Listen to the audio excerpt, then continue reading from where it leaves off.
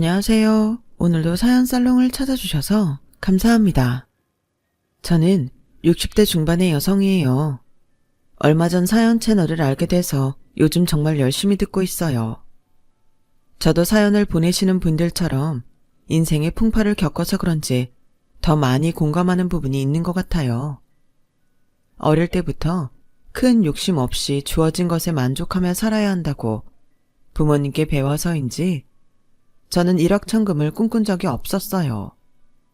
대신 남들에게 내가 할 수 있는 만큼 베풀고 도움이 필요한 사람은 도와주며 그렇게 살려고 노력했죠. 내가 남들에게 친절하면 남들도 잘해줄 거라고 젊을 때는 그렇게 믿으며 살았었네요. 하지만 그런 믿음이 산산이 깨지는 경험이 한 차례 있었답니다. 저는 몇 년 전 친구 같은 좋은 남자를 만나서 아주 늦은 재혼을 했어요. 원래는 지방에 살았었는데 그 사람과 함께 지금은 경기도에서 살고 있죠. 저희 부모님은 제가 20대 때 모두 돌아가셨어요.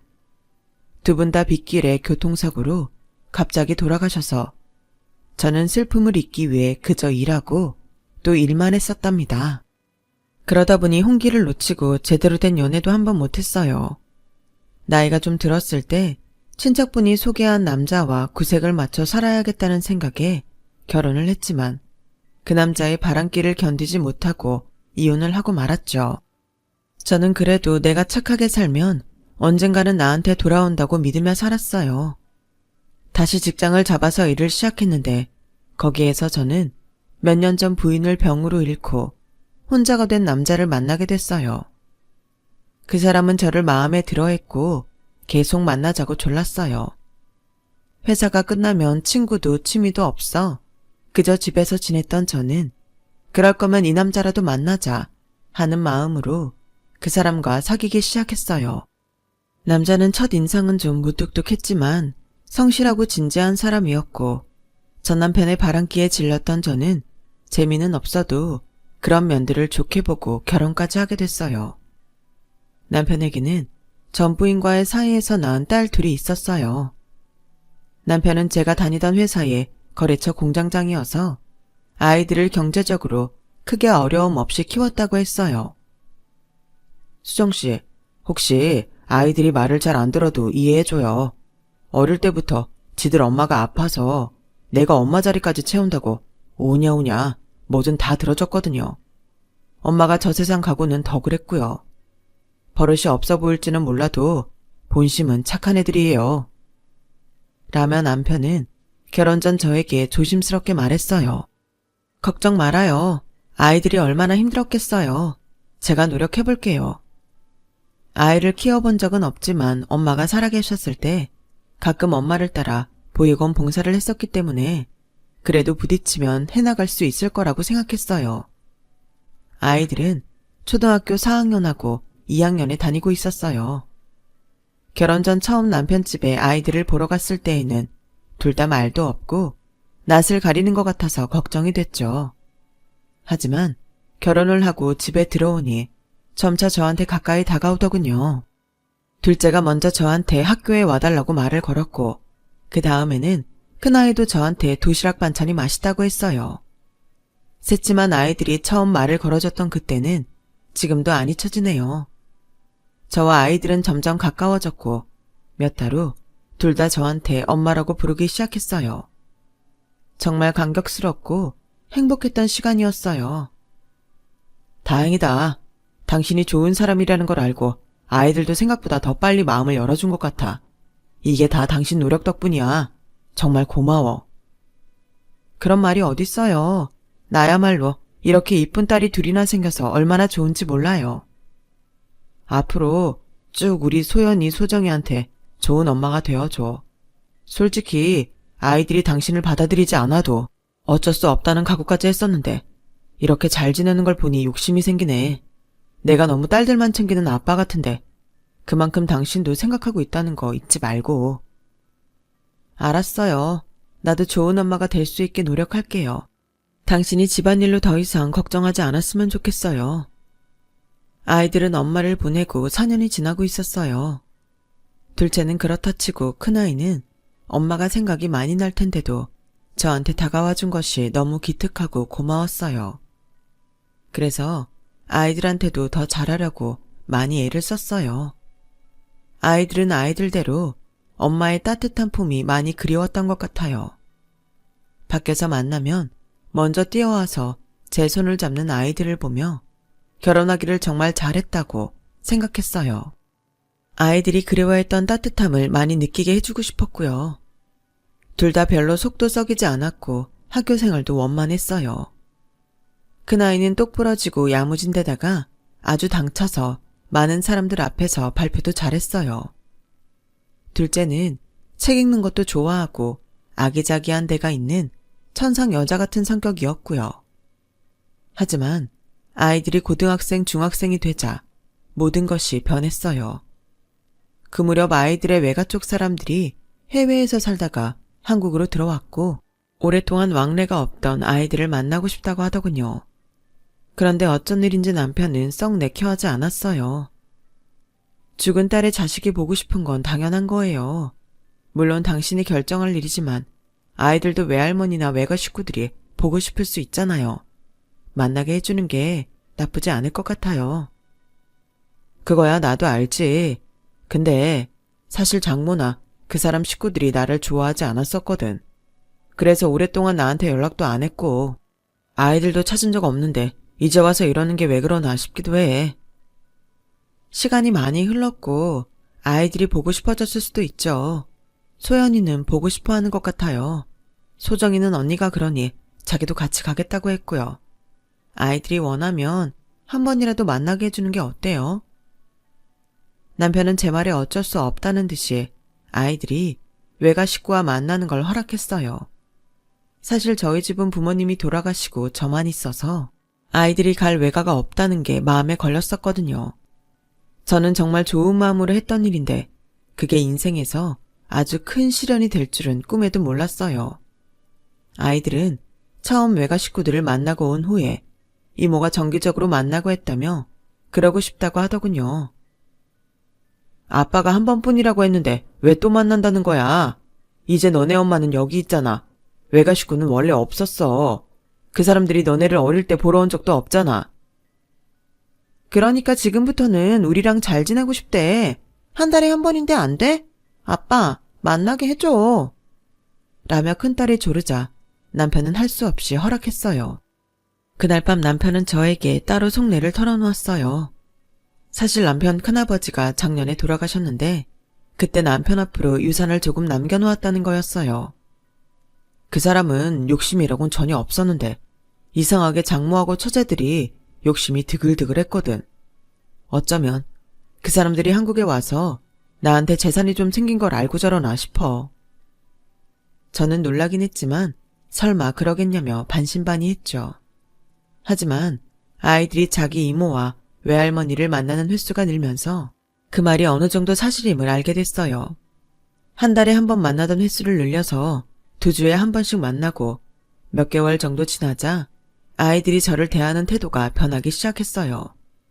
그날도 저는 늦게까지 공부하고 온 큰아이를 위해서 계란 샌드위치와 주스를 챙겨줬죠. 하지만 아이는 앞에 놓인 음식을 먹을 생각도 하지 않고 저한테 차갑게 말했어요. 앞으로 이런 거 챙기지 마. 내가 알아서 먹을게. 왜? 간식이 마음에 안 들어? 그럼 다른 걸로 해줄까? 난 네가 계란 샌드위치 좋아해서 괜찮은 줄 알았지. 아, 됐다고. 우리한테 잘해주는 척 좀 하지 마. 엄마 속셈 우리가 모를 줄 알아? 이제 다 알았으니까 쇼 좀 그만하라고. 저는 너무 놀라서 무슨 말을 해야 좋을지 몰랐어요. 일단 아이 앞에서 간식을 치우고 방으로 들어와서 놀란 마음을 진정시키느라 애를 썼죠. 큰아이가 학원에 가고 둘째가 학원에 갔다 오는 소리가 들렸어요. 다행히 둘째는 제가 챙겨주는 걸 아무 말 없이 먹었어요. 오늘 학원에서는 안 힘들었어? 저번에 영어 숙제 어렵다고 했었잖아. 라며 조심스럽게 말을 걸자 둘째는 저를 빤히 보더니 엄마, 정말 우리 사랑하는 거 맞아? 이런 거 다 연기 아니야? 사실은 우리 아빠 돈 때문에 우리한테 잘해주는 척하는 거지? 그게 무슨 말도 안 되는 소리야. 그런 거 아니야. 엄마는 진짜 아빠랑 좋아해서 같이 사는 거고, 너도 언니도 정말 내 딸이라고 생각하고 있는데 대체 왜 그런 생각을 하게 된 거야? 친이모랑 외할머니가 엄마한테 속지 말라고 했어. 나중에 아빠 재산 다 가로채려고 연기하는 거라고.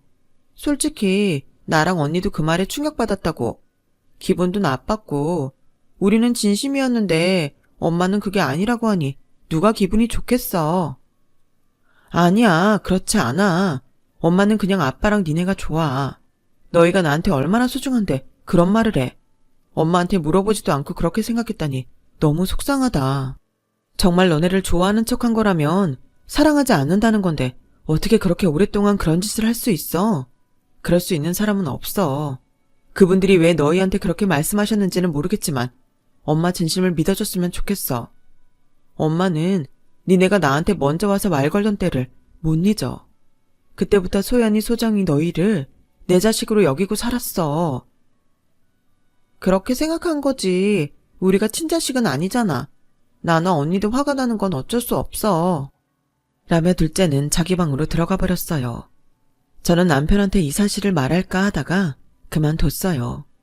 안 그래도 남편 회사가 정 같지 않아서 공장에도 타격이 있다고 하더라고요. 이런저런 일로 속 썩는 게 많은 남편을 걱정하게 만들고 싶지 않았어요.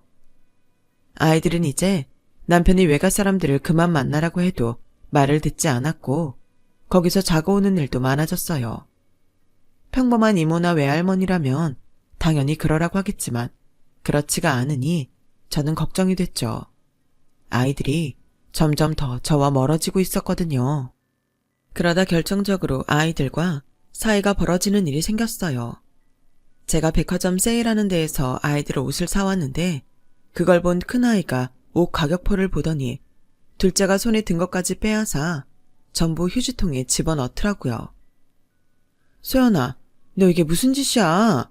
옷이 마음에 안 들면 바꿔달라고 하면 되지. 왜 멀쩡한 옷을 버려? 멀쩡하긴 뭐가 멀쩡해. 이거 다 싸게 파는 것들이잖아. 소정아, 내가 그랬지? 이모랑 외할머니 말이 맞다고. 이거 봐. 진짜 우리한테 진심이었으면 이딴 싸구려나 사다 주겠냐고. 그동안은 우리가 몰라서 당했지만 앞으로는 어림없어. 그리고 우리 용돈도 아빠가 주라고 한 것보다 조금 줬지? 당장 제대로 다 내놔! 큰아이는 얼굴이 빨개지도록 악을 쓰며 소리를 질러댔어요. 둘째는 저를 차갑게 쏘아보더니 자기 방으로 들어가 버렸고요. 저는 처음 보는 큰아이의 모습에 가슴이 두근거려서 아무 말도 못하고 휴지통에 버린 옷을 챙겨서 방으로 왔어요. 아이들 때문에 너무 속이 상했고 가슴이 아팠어요. 저는 다음날 큰아이 학원 앞에서 아이를 기다렸다가 같이 빵집에 들어가 좋게 말했어요.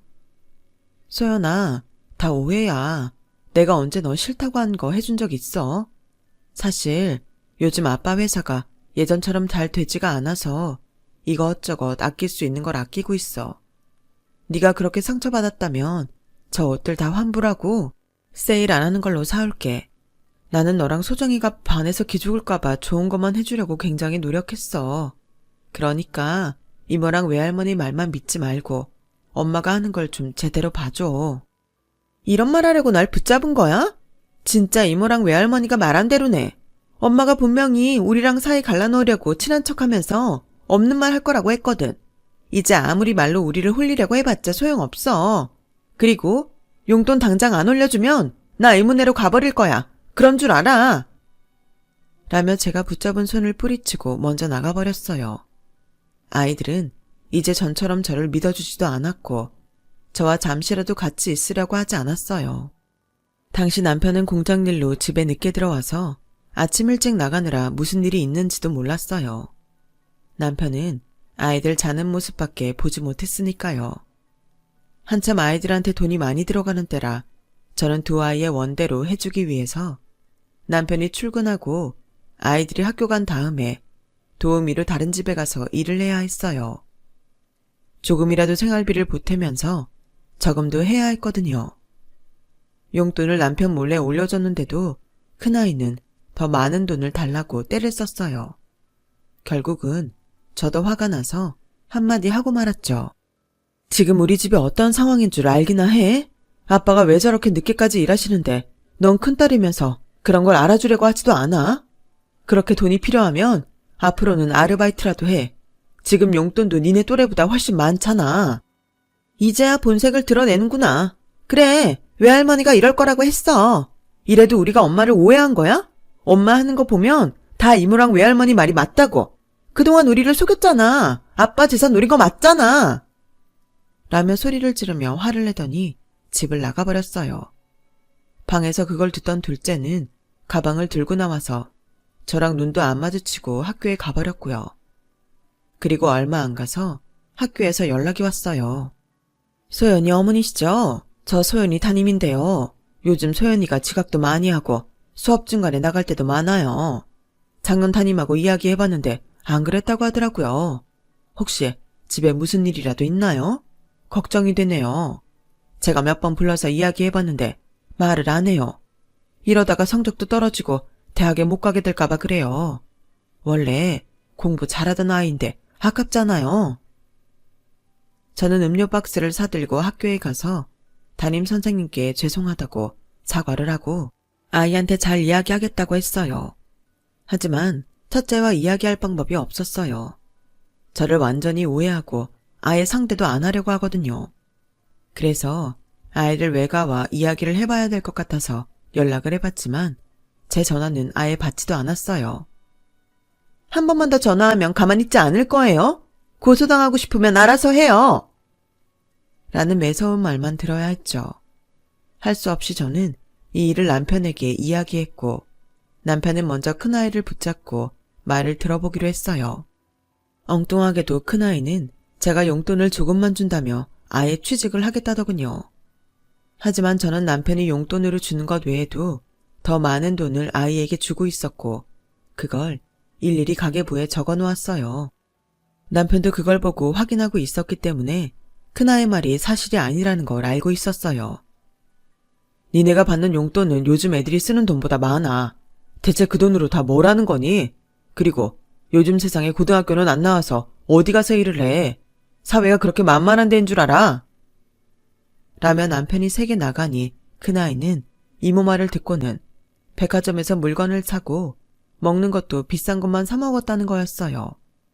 그런 걸 써야 사람이 고급이 되고 남들이 얕잡아 보지 않는다나요? 아이들한테 뭐를 가르치는 건지 정말 기가 막힐 노릇이었어요. 남편은 화가 나서 아이들 외가를 찾아갔어요. 아이들한테 이런 사치나 가르칠 거면 다시는 연락하지 마세요. 아이들 양육권은 저한테 있고 저희 부부가 교육도 알아서 합니다. 또 이러면 저 그냥 안 넘어갑니다. 법적으로 해결할 거예요. 우리야 애들 기죽이지 말라고 한 건데 뭘 그렇게 화를 내. 제부, 그런데 아이들이 다른 말은 안 해. 제부 재산 좀 받았다며. 그거 아이들 앞으로 투자해달라고. 그래야 된다고 내가 여러 차례 말했거든. 결국 그거였군요. 당신들이 원하는 게. 왜요? 아이들이 받으면 당신들이 나중에 어떻게 해보려고요? 어림없습니다. 진짜 경찰서 가기 싫으면 이쯤에서 그만두세요. 남편 이야기를 듣고 저는 너무 어이가 없었어요. 어떻게 아이들을 이용해서 죽은 가족의 남편 재산을 가로채려고 하는지 이해를 할 수 없었죠. 그렇게 아이들과 외가의 사이는 일단락 났지만 아이들과 저의 오해가 풀린 건 아니었어요. 저는 아무리 잘하려고 해도 저를 무시하는 아이들에게 너무 상처를 받았고 그게 화병이 되는 것 같아서 집에 있는 시간을 줄이기 위해서 한 달에 한 번 정도 가던 요양원 봉사를 더 자주 가게 됐어요. 일단 아이들과 떨어져 있으면 마음도 차분해지고 저의 손길을 필요로 하는 사람들과 있으면 제가 그렇게 못난 사람이 아니란 생각이 들었거든요. 요양원 봉사를 하게 된 건 이모 할머니가 요양원에 들어가신 걸 알게 돼서 만나러 가면서였어요. 이모 할머니만 돌봐드릴 게 아니라 일손이 부족한 그곳에 도움이 되고 싶었거든요. 그러는 사이 큰아이는 대학을 가서 집을 나가 자취를 시작했어요. 우리도 이제 너한테 잘 지내보자고 엄마 맘을 알아달라고 비는 것도 지쳤다. 너도 이제 성인이니 잘 판단하고 살 수 있을 거야. 네 뜻대로 너한테 간섭하지 않으마. 대신 너도 우리한테 손 벌리지 마라. 알겠지? 라며 남편은 큰아이에게 단단히 일러뒀어요. 둘째는 조용히 자기 할 일만 했지만 큰아이와 마찬가지로 저한테 더 이상 마음을 열지 않았어요. 저는 아이가 원하는 것만 해주기로 했고 집안에 있어도 혼자 사는 것 같은 외로움을 느꼈어요. 그래서 더더욱 요양원에 자주 갔고 어느새 거기 거의 붙어있게 됐죠. 한동안은 아이들 생각만 하면 너무 서글프고 속이 많이 상했어요. 어릴 때는 그렇게 저한테 말도 잘하고 웃기도 잘했는데 예전을 떠올리면 지금의 제 신세가 너무 처량하게 느껴졌고 둘째의 냉대에 온몸이 떨려오곤 했어요. 그래도 언젠가는 오해를 풀고 내 진심을 알아주겠지 희망을 품으려고 애를 썼어요. 하지만 별다른 변화 없이 시간은 흘러갔고 둘째도 대학을 가고 친구와 학교 앞에서 자취를 한다고 이삿짐을 싸들고 가버렸어요. 집에는 남편과 저 이렇게 둘만 남게 됐어요. 남편과 저는 서로 말은 하지 않아도 아이들 걱정에 하루도 마음이 편하지 않았어요. 애들이 끼니는 거르지 않는지 돈이 떨어지진 않았는지 누가 괴롭히는 건 아닌지 별별 생각이 다 들더라고요. 저는 남편 몰래 아이들 자취하는 데에 가서 책 안에 살짝 돈 봉투를 끼워놓고 오기도 하고 밀린 빨래를 해주기도 했어요. 당신 오늘도 소영이 소정이 사는 데 갈 거지?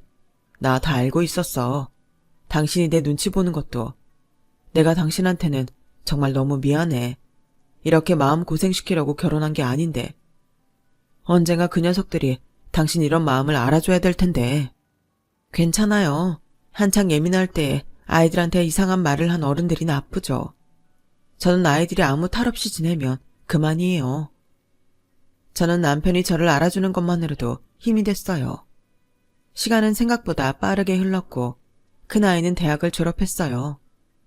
졸업식 때 저는 먼 발치에서 남편과 아이들이 사진 찍는 걸 지켜보기만 했죠. 그래도 어엿하게 학사모를 쓴 모습을 보니 너무 대견했어요. 큰아이보다는 둘째가 그래도 저한테 말을 하는 편이었어요.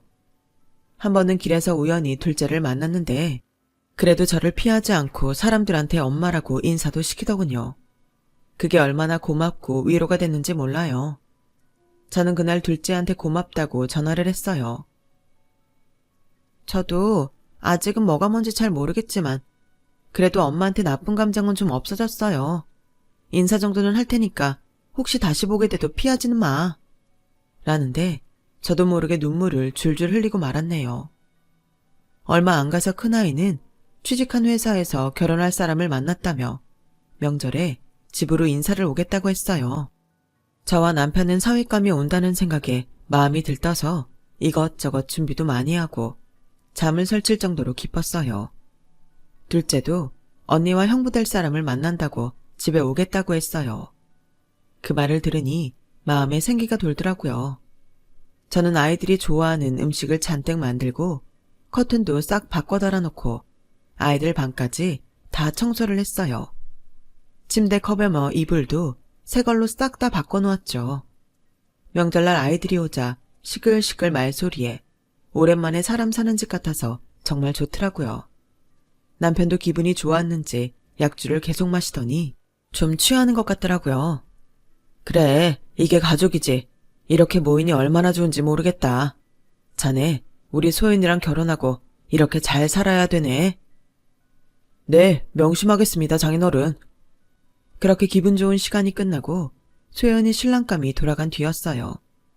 남편은 계속 술을 마셨고 둘째한테도 이런저런 이야기를 했어요. 엄마도 나도 이제는 마음 편해졌으면 좋겠다. 너희 생각은 어떨지 몰라도 아빠는 매일매일 오늘 같기만 했으면 소원이 없겠어. 이 양반이 평소 잘 안 마시는 술 좀 잡수시더니 말이 많아지셨네.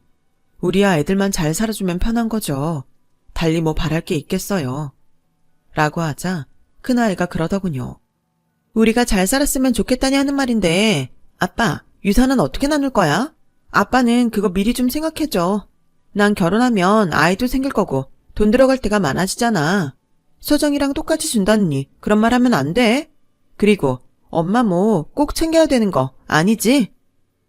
저와 남편이 너무 놀라서 바로 말을 못하고 있는데 둘째가 그게 무슨 말이야? 그럼 내가 언니보다 덜 받아야 된다는 거야? 그런 말도 안 되는 소리가 어딨어. 난 내 목 제대로 챙겨받을 거야. 웃기지 마. 어떻게 첫째랑 둘째가 같아? 이건 남자들만 따지는 거 아니라고 생각해. 나 너 엄마한테 연락해서 점수 더 딴 거 알고 있거든? 아빠, 소정이가 저렇게 여우라니까? 소정이는 엄마 좋아서 전화하고 인사하고 그러는 거 아니야. 다 속셈이 있다고. 언니는 자기가 그러니까 남들도 다 그러고 사는 줄 알지? 언니 이렇게 속물인 거 형부될 사람은 알고 있어? 라면서 싸우기 시작하는데 난리도 그런 난리가 없었어요. 저는 억장이 무너져 내렸어요. 방금 전까지 좋았던 분위기는 온데간데 없어지고 난장판이 돼서 아이들이 머리채를 잡고 싸웠거든요. 남편은 그런 애들을 보고 술이 다 깼는지 화를 냈어요. 니들은 아직 아빠가 이렇게 건강한데 유산 갖고 싸우기나 하냐? 어떻게 부모 생각은 요만큼도 안 해? 라고 하자 큰아이는 지금까지 아빠도 엄마 생각만 했지 우리 생각 안 했잖아요. 남편은 그 말에 충격을 받은 표정으로 동네 한 바퀴 돌고 오겠다며 밖으로 나가버렸어요. 저는 너무 화가 나서 견딜 수가 없었어요. 소연이 너 그 말 아빠한테 정말 실수한 거야. 이런 식이면 너 결혼하는 것도 다시 집에 오는 것도 하나도 안 반가워. 소정이 너도 아빠 유산 받을 생각에 나하고 잘 지내려고 한 거면 다 필요 없으니까 연락하지 마. 다음에도 이럴 거면 다시 찾아오지 마. 라며 소리를 지르고 아이들을 집 밖으로 몰아냈어요. 저는 마음이 아팠지만 다시는 이런 일이 없기를 바랐어요. 하지만 저한테는 진짜 불행이 시작되고 있었어요. 남편과 제가 결혼기념일로 밖에서 외식을 하기로 한 날이었어요. 어차피 아이들이 챙겨줄 것도 아니니 둘이서 먹자며 남편이 한정식 예약을 했어요. 그런데 아무리 기다려도 남편은 오지 않았고 저는 무슨 일이 생긴 건 아닌지 걱정이 됐어요. 아니나 다를까 집에 가니 바로 전화가 오더군요. 김영호 씨 가족분이신가요? 여기 땡땡병원 응급실인데요. 김영호 씨가 교통사고를 당해 수술 들어갔는데 위독한 상태입니다. 그 다음은 제가 뭘 했는지 기억나지도 않네요. 정신을 차려보니 저는 수술실 앞에서 두 손을 잡고 제발 수술이 잘 끝나게 해달라고 기도만 하고 있었어요. 이야기를 들어보니 음주운전 차량이 남편 차를 정면에서 들이받았다는 거였어요. 음주운전자는 경찰에서 조사를 받고 있다고 했어요. 저는 남편이 무사히 수술을 받고 잘 회복하기를 간절히 빌었지만 결국 중환자실에 입원한 지 이틀 만에 저 세상으로 가버리고 말았어요. 어쩌자고 이런 일이 생겼는지 하늘이 너무 원망스러웠어요. 지난해가 남편과 마지막으로 보낸 결혼기념일이었다는 게 믿어지지도 않았고 너무 황망했죠. 장례식장에서도 사람들 조문도 제대로 못 받고 그저 멍하니 앉아있기만 했는데 아이들이 저를 보자고 하더군요. 저는 아이들을 따라 카페에 갔어요. 그랬더니 큰아이가 제 앞에 서류를 내밀더라고요. 엄마, 아무것도 가진 거 없이 아빠 만나서 호의호식하고 살았으면 이제 다 놓아주고 우리한테서 떠나줘.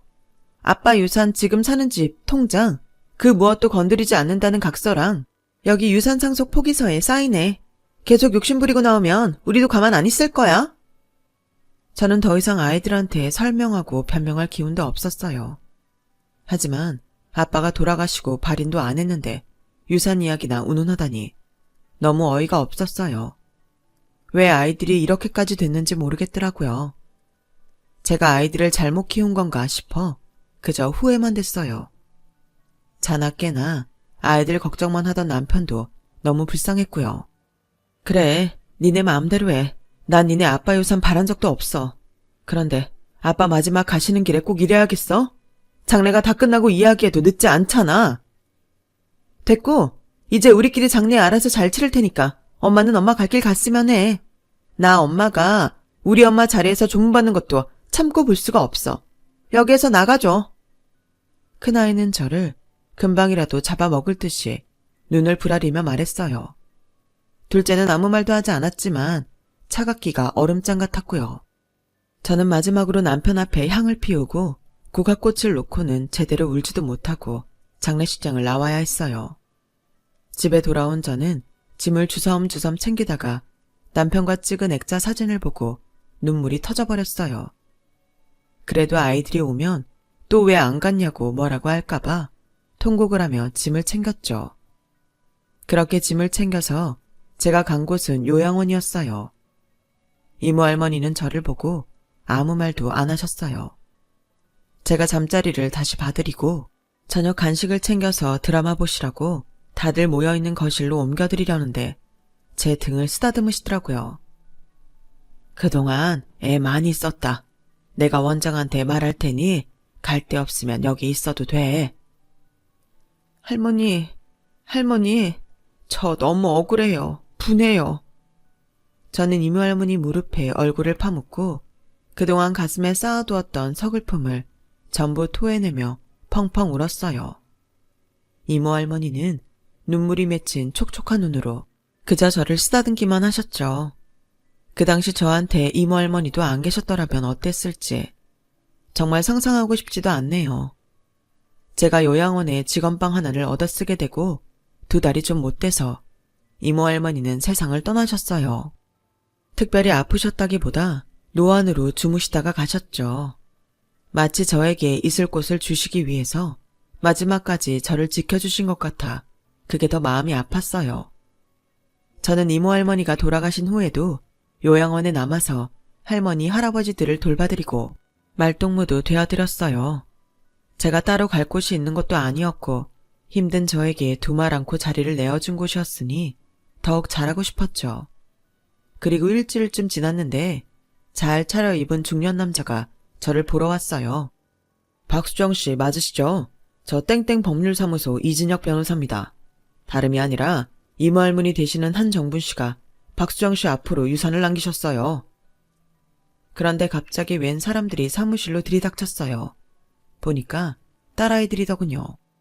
너희가 여기는 어쩐 일이야? 어떻게 알고 왔어? 그게 제가 박수정 씨가 여기 계신 줄 모르고 주민등록 주소지로 연락을 했다가 말씀을 드려서요. 변호사는 어째 민망한 표정으로 머리를 긁적였어요. 그때 큰아이가 다짜고짜 제 손목을 끌어당기며 일으켜 세웠어요. 여기서 이러고 있지 말고 집에 가자! 라는데 둘째 딸이 큰딸 앞을 가로막으며 언니 엄마 싫어하잖아. 난 그래도 엄마한테 연락은 했거든. 엄마 나랑 같이 가. 엄마 방 깨끗이 단장해놨어.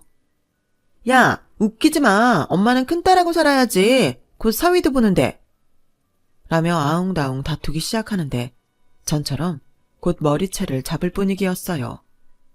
변호사님 이게 다 어떻게 된 일이에요? 그게 제가 따님들한테 박수정 씨 앞으로 유산이 생겼다고 했더니 딸들은 제게 유산이 생겼다는 걸 알고 이렇게 서로 저를 데려가겠다며 요양원에까지 와서 싸우는 거였어요. 아니 대체 그 유산이 얼마나 되길래 이러는 거예요?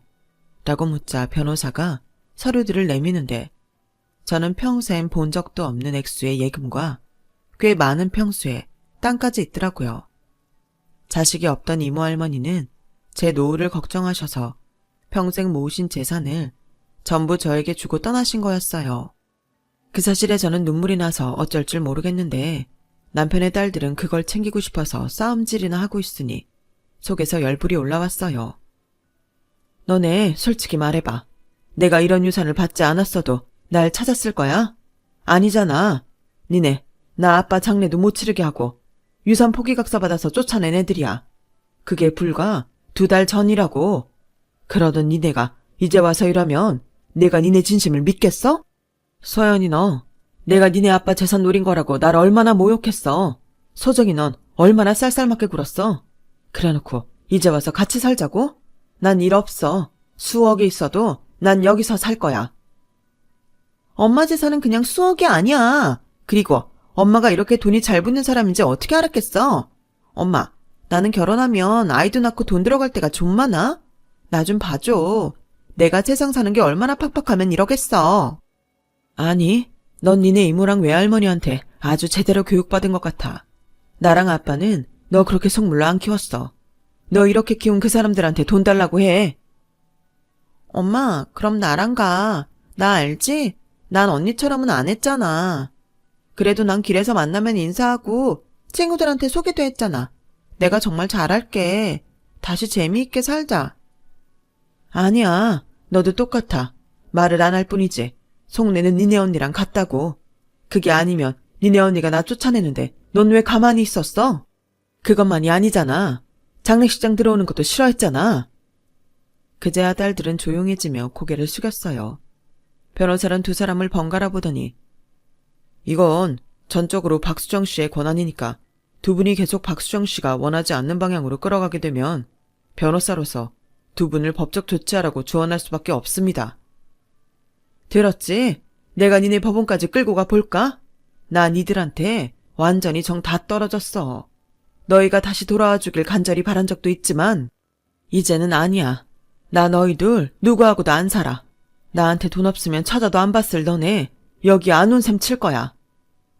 변호사는 제게 상속서류에 사인을 해달라고 했어요. 사인을 하면서 보니 이모 할머니가 남기신 재산은 못해도 30억은 되더라고요. 아이들은 꼼짝도 않고 그 자리에 있었어요. 니네 백날 거기 그렇게 있어도 나 다시는 너희 안 받아들여. 사람은 돈보다 더 소중한 게 있는 건데 너희는 나한테서 그걸 빼앗았어. 나 너네한테 10원 한 장 안 줄 테니까 그렇게 알아. 제가 난생 처음 무섭게 말하자 아이들은 더 이상 말을 못하고 집으로 돌아가더군요. 유산을 받은 저는 세금을 내고 요양원에 많은 돈을 기부했어요. 그리고 거기서 가까운 데에 집을 사서 전처럼 매일 요양원에 가서 할머니 할아버지들을 돌봐드렸어요. 아이들은 어떻게든 저와 다시 지내보려고 별 아양을 다 떨었지만 마지막에 너무 큰 상처를 받아서인지 다시는 마음이 열리지 않았어요. 그렇게 혼자 지내다가 요양원에 오시는 분이 연결을 해주셔서 저처럼 아내를 먼저 보낸 남자분과 만나서 살게 된 거예요. 자기 연금도 있고 모아둔 돈도 있으니 우리 사는 데는 부족하지 않다고 웃으면서 이야기도 해주더군요. 상처받은 날들이 많았지만 마치 그 시간들을 보상해주는 것처럼 너무나 따뜻한 사람을 만나서 지금은 행복한 시간을 보내고 있어요. 아이들은 지금도 욕심을 못 버리고 저를 기웃거리는데 그때마다 남편이 어찌나 따끔하게 쫓아내는지 몰라요. 제 이야기는 여기까지예요. 제 사연을 들으신 모든 분들 다들 행복하시고 늘 건강하세요. 좋은 일을 하면 반드시 좋은 일로 돌아올 겁니다. 감사합니다. 여러분, 사연 댓글에 응원과 현명한 조언 부탁드려요. 좋아요와 구독은 저에게 큰 힘이 됩니다. 오늘도 좋은 일 가득하세요.